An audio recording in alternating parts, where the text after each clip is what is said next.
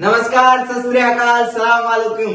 आप सभी का स्वागत करता हूं मैं आपके प्यारे से और मीठे से चैनल फ्यूचर एकेडमी में। फ्रेंड्स, आज हम पढ़ने जा रहे हैं क्लास 11th का महाराष्ट्र बोर्ड का केमिस्ट्री का chapter number 4 which is nothing but the structure of atom. तो फ्रेंड्स, आज हम पढ़ने जा रहे हैं पार्ट नंबर 9। इससे पहले हमने अपने चैनल पर 8 पार्ट कंप्लीट कर चुके हैं स्ट्रक्चर ऑफ एटम के रिलेटेड। बहुत छोटे छोटे पार्ट है दोस्तों, अगर आपने वो देखे नहीं होंगे तो प्लीज मेरे प्लेलिस्ट में जाइए, वहां 8 पार्ट पहले से अपलोड है। आज 9th नंबर का पार्ट फिर से उसमें अपलोड हो जाएगा। और अगर आपने पिछले वीडियोस नहीं देखे होंगे तो अगले वीडियोस देख के कुछ काम की नहीं। तो फ्रेंड्स, आज हम पढ़ने जा रहे हैं हमारा topic which is nothing but the explanation of line emission spectrum by using the line emission spectrum by using the Bohr's atomic model.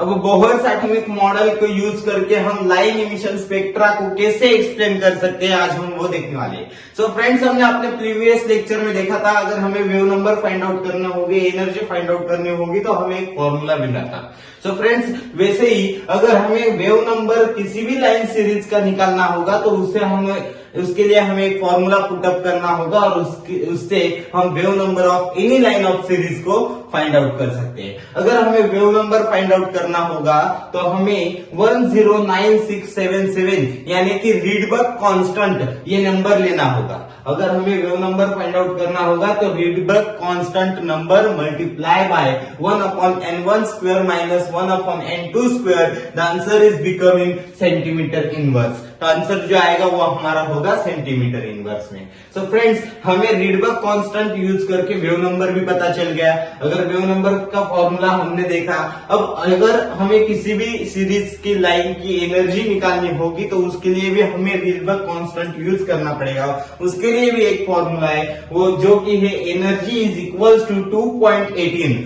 Minus 2.18 into 10⁻⁻18 into 1/n1 square minus 1/n2 square, the answer is becoming joule. हमने अगर ये भी रीडबर्ग constant है, ये भी रीडबर्ग constant है, कैसे भैया? वैल्यू तो अलग अलग है, वैल्यू अलग अलग है, लेकिन उनका जो यूनिट है वो भी डिफरेंस है, इसलिए हमारी वैल्यू क्या है भाई?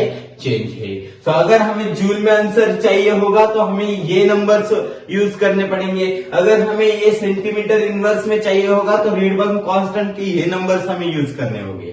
सो फ्रेंड्स, -2 के जगह पे हमें अगर +2 दिया होगा तो फॉर्मूला बिकम्स +2। यहाँ पे मैंने लिखा है +2.18 into 10⁻⁻18 into 1/n2 square minus 1/n1 square. यहाँ पे हमने n1 स्क्वायर को -n1 स्क्वायर से किया, तो फिर यहाँ जो नीचे अगर हमें पॉजिटिव 2 लेना होगा, 2.18 हमें रीडबर्ग कांस्टेंट अगर पॉजिटिव लेना होगा तो यहाँ पे ये चेंज हो जाएगी, ये टर्म क्या होगी? चेंज हो जाएगी। यहाँ n2 square minus n1 square हो जाएगा और answer is becoming joule. So friends, this is the explanation of line emission spectrum of hydrogen atom by using the Bohr's atomic theory. So friends, अब हम देख रहे हैं अपना अगला टॉपिक। सो सबसे पहले इसे रफ कर लेते हैं।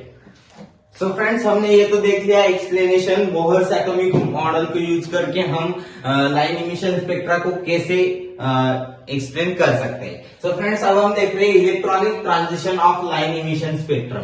अब इलेक्ट्रॉनिक ट्रांजिशन पढ़ने के लिए हमें जो सीरीज लाइंस है उनका नाम पता होने जरूरी है। सो उनके नाम है, सबसे पहले है हमारी लाइमन सीरीज, दूसरी है बाल्मर सीरीज, तीसरी है पास्चेन सीरीज, चौथी है ब्रैकेट सीरीज और fifth number is पीफंड series. So friends, these are the series we know, these are the 5 series, या हमें 5 सीरीज हमें पढ़ने हैं। सो फ्रेंड्स, हमने यहाँ एक स्पेक्ट्रम निकाला है, माना कि अभी तक स्पेक्ट्रम पूरा निकला नहीं है, मैं आपको एक्सप्लेन करूंगा, पर यहाँ मैंने 7 लाइंस लिए और इन लाइंस को प्रिंसिपल क्वांटम नंबर से डिनोट कर दिया है, यानी कि n = 1, n = 3, n = 4, 5, 6, 7 ऐसे करके मैंने इनको नंबर्स दे दिए which are the principal quantum number.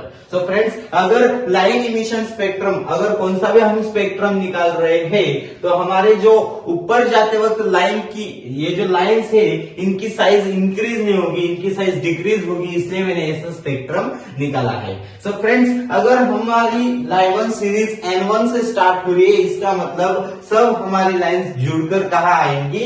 n1 को।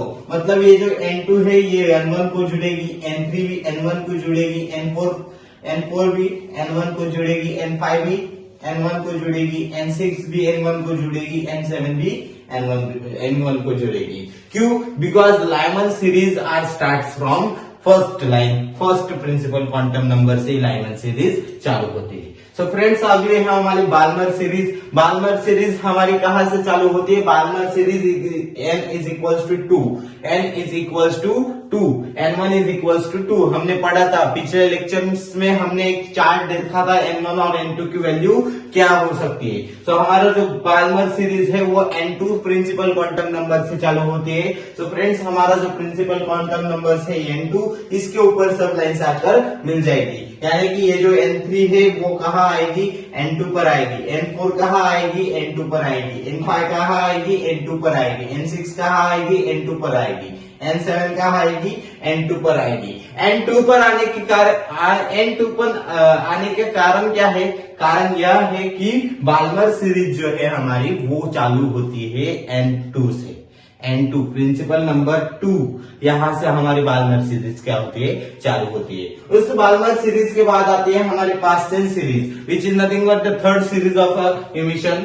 सो फ्रेंड्स, इलेक्ट्रॉनिक ट्रांजिशन हम अब पढ़ रहे हैं, उसमें की हमारी थर्ड नंबर की series which is nothing but the Paschen series and it starts from the n is equals to 3। यानी कि थर्ड नंबर प्रिंसिपल क्वांटम से ये चालू होती है। यानी कि 3 नंबर प्रिंसिपल क्वांटम से सब जो लाइन है इसके ऊपर की यह आ जाएगी प्रिंसिपल क्वांटम नंबर 3 के ऊपर। यानी कि n4 जो आएगी वो आएगी हमारी n3 पर, n5 आएगी 3 पर, n6 आएगी 3 पर, n7 आएगी 3 पर, because the Paschen series starts from the n3। उसके बाद आती है हमारी ब्रैकेट सीरीज। अब ब्रैकेट सीरीज का n क्या है? प्रिंसिपल क्वांटम नंबर क्या है? 4 है। तो सब लाइन्स आकर कहां मिलेगी?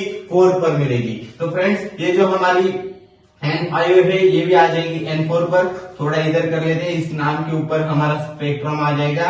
ये जो n5 है कहाँ आएगी? n4 पर आएगी, क्योंकि जो हमारी ब्रैकेट सीरीज है वो 4 से चालू हो रही है। सो n6 भी 4 पर आएगी और n7 भी 4 पर आएगी। उसके बाद हमारी लास्ट सीरीज है which is nothing but Pfund series, which are starts from the n is equals to 5। यानी कि प्रिंसिपल क्वांटम नंबर 5 से हमारी पीफन सीरीज क्या होती है? चालू होती है। इसलिए इसका स्पेक्ट्रम बनेगा, जो हमारी n6 की लाइन है वो आके मिलेगी n5 पर, n7 की जो लाइन है वो आके मिलेगी हमारी n5 पर। So friends, this is nothing but the electronic transition in hydrogen, electronic transition in line emission spectrum of hydrogen atom. हमें ऐसा लाइन इमिशन पाया गया है। अगर हमें इलेक्ट्रॉनिक ट्रांजिशन पढ़ना होगा तो सबसे पहले आपको जो हमारा n1 और n2 होता है ये पता होना जरूरी है। और सीरीज के नाम जो है हमारे Lyman series, Balmer series, Paschen series, Brackett series और पीफन सीरीज ये लर्न होना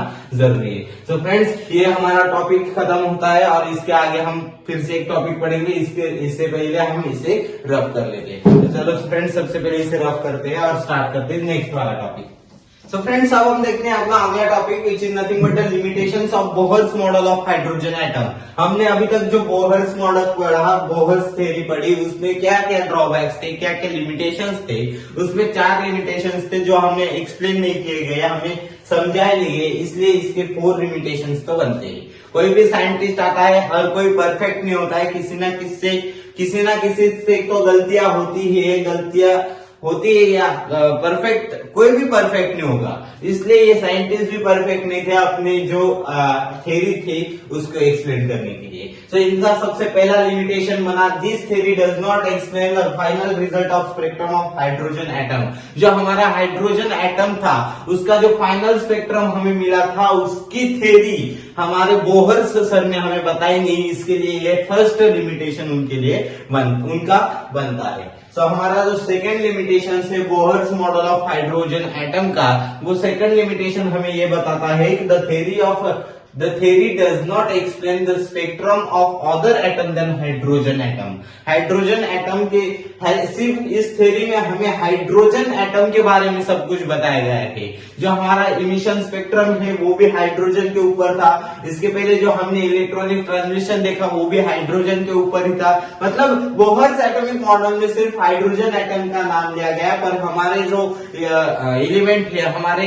पीरियोडिक टेबल में 118 यानी कि 118 एलिमेंट्स है, उन सब को छोड़ दिया और सिर्फ हाइड्रोजन के बारे में एक्सप्लेन किया है, और उनको बाकियों को भी एक्सप्लेन करना चाहिए था, ऐसा हमारा मानना है। So this is the second limitation of Bohr's model of hydrogen atom.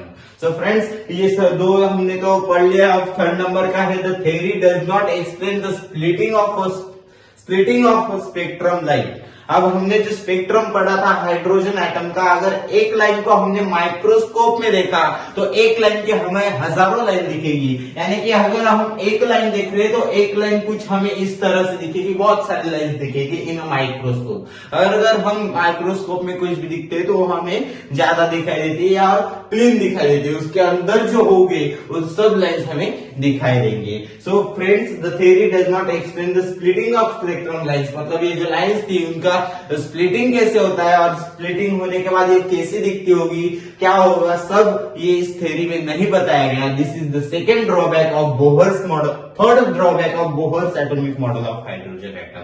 ये हमारा थर्ड लिमिटेशन था जिसमें हमें एक्सप्लेन नहीं किया गया किसके बारे में, स्पेक्ट्रम लाइन्स के बारे में। सो फ्रेंड्स, हमारा जो फोर्थ लिमिटेशन हमें ऐसा कहता है the theory does not explain about the formation of chemical bond. यहाँ पे भी हाइड्रोजन एटम कर देते हैं। जो हम फोर्थ लिमिटेशन हमें बताता है the theory does not explain about the formation of chemical bond. अगर हम दो केमिकल को जुड़ाते हैं, अगर समझो हमारे पास दो केमिकल है A+A, अगर इनको हम मिलाते हैं तो हमारे पास एक बॉन्ड तैयार होता है जो कि इस थ्योरी में बताया ही नहीं गया। This is the fourth limitation of Bohr's model of hydrogen atom. So friends, हमने 4 लिमिटेशन देखी। चारों में हमने क्या देखा, जो हमारा स्पेक्ट्रम था हाइड्रोजन एटम का, इसके पीछे की थ्योरी हमें एक्सप्लेन नहीं की गई। सेकेंड नंबर था जिसमें हमें बताया नहीं गया, मतलब सिर्फ और सिर्फ हाइड्रोजन को एक्सप्लेन किया है इस थ्योरी में, बाकी एलिमेंट गए कहाँ, ये सेकेंड लिमिटेशन हमारा बनता है। उसके बाद थर्ड जो लिमिटेशन था वो थर्ड लिमिटेशन था जो हमें जो स्पेक्ट्रम में लाइंस दिखाई गई थी, उस लाइन की जो स्प्लिटिंग होती है उसे हमें एक्सप्लेन नहीं किया गया। This is the third limitation of Bohr's model of hydrogen atom. उसके बाद हमने फोर्थ देखा जिसमें हमें केमिकल बॉन्ड का बताया नहीं गया, केमिकल बॉन्ड की थ्योरी नहीं बताई गई या केमिकल बॉन्ड इस थ्योरी में एक्सप्लेन नहीं किया गया। This is the fourth limitation of Bohr's model of hydrogen atom. So friends, Bohr's model of hydrogen atom हमारा टॉपिक यहाँ खत्म होता है। अब हम बढ़ेंगे अपने अगले टॉपिक की ओर, तो सबसे पहले इसे रफ कर लेते हैं। सो फ्रेंड्स, अब हम देख रहे हैं splitting under the two effect. हमारी जो लाइन इमिशन स्पेक्ट्रा की जो लाइन थी वो कितने सारे लाइंस में कैसे स्प्लिट होती है, इसमें हमारे टेक्स्ट में सिर्फ 2 नाम बताकर छोड़ दिए हैं। पहला नाम है जीमन इफेक्ट और दूसरा है स्टार्क इफेक्ट। अब इनका मतलब हमें बताया नहीं गया और इनकी वजह से लाइन स्प्लिट होती है, हमें ऐसा बताया गया है। पर जीमन इफेक्ट और स्टार्क इफेक्ट है क्या, हम ये 2 मिनट में समझेंगे। So friends, talk about the जीमन effect. जीमन effect क्या है? The effect in which the splitting of a spectral line occur in the presence of magnetic field. जीमन effect में हमें बताया गया है कि जो स्पेक्ट्रल लाइन की स्प्लिटिंग मैग्नेटिक फील्ड के अंदर होती है तो उस प्रोसेस को या उस स्प्लिटिंग लाइंस को कहा जाता है जीमन इफेक्ट। हमारे पास मानो कि एक लाइन है जो बहुत सारे लाइंस में स्प्लिट हो रही है in the presence of magnetic field, so this are called as Zeeman effect. अब जीमन इफेक्ट तो हो गया भाई, अब हमारा स्टार्क इफेक्ट यानी कि क्या? स्टार्क इफेक्ट यानी कि the effect in which the splitting of spectral lines the presence of electric field. अगर हमने यहाँ क्या देखा, मैग्नेटिक फील्ड के प्रेजेंस पे अगर लाइन स्प्लिट हो रही है तो वो जीमन इफेक्ट है। और यहाँ हमने देखा जो इलेक्ट्रिक फील्ड के प्रेजेंस में अगर एक लाइन स्प्लिट हो रही है तो वो है हमारी इलेक्ट्रिक फील्ड। सो वो है हमारी electric field. The effect in which the splitting of spectral lines in the presence of electric field is known as Stark effect. So friends, ये हमारा टॉपिक था जिसमें हमने क्या पढ़ा, दो इफेक्ट पढ़े, जीमन इफेक्ट और स्टार्क इफेक्ट। अब हम अपना अगला टॉपिक पढ़ेंगे। सबसे पहले इसे रफ कर लेते हैं। सो फ्रेंड्स, अभी हमने जैसा देखा था, लिमिटेशंस देखी थी बोहर्स एटॉमिक मॉडल की।